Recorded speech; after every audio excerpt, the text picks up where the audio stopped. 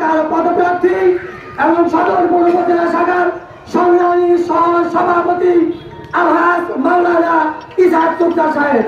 আলহাজ মাওলানা ইসহাক তুকদার সাহেব। আসসালামু আলাইকুম।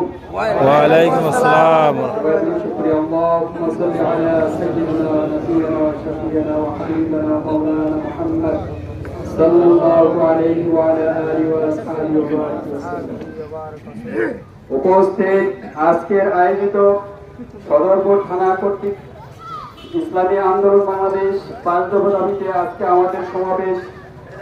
আলহামদুলিল্লাহ, বাংলার 80% মানুষের দাবি পেয়ার পদ্ধতি নির্বাচন।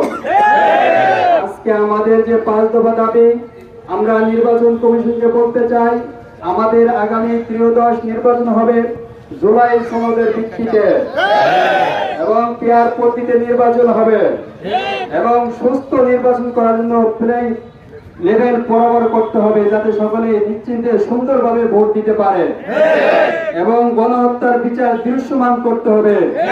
ওই জুলাই আন্দোলনে যে গণহত্যা পাখির মতো মানুষকে হত্যা করেছে, তার বিচার এই বাংলার জমিনের 80% মানুষ দেখতে চায় এবং ওই ফ্যাসিস্ট সরকারের যারা সহযোগী ছিল, জাতীয় পার্টি এবং আরো 14 দল, তাদের কার্যক্রমকে নিষিদ্ধ করতে হবে এবং তাদের বিচারের দাবি আমরা জানাচ্ছি এবং বিচারকালীন সময় তাদের কার্যক্রমকে নিষিদ্ধ করতে হবে। আজকে আমাদের এই 5 দফা দাবি, এটা শুধু ইসলামী আন্দোলনের দাবি নয়, এটা বাংলার জনগণের 80% মানুষের দাবি। সুতরাং নির্বাচন কমিশনকে বলতে চাই, আপনি অনতি বিলম্বে আমাদের এই দাবি মেনে নেন, অন্যথায় আমরা আরো কঠোর কর্মসূচি দিতে বাধ্য হব।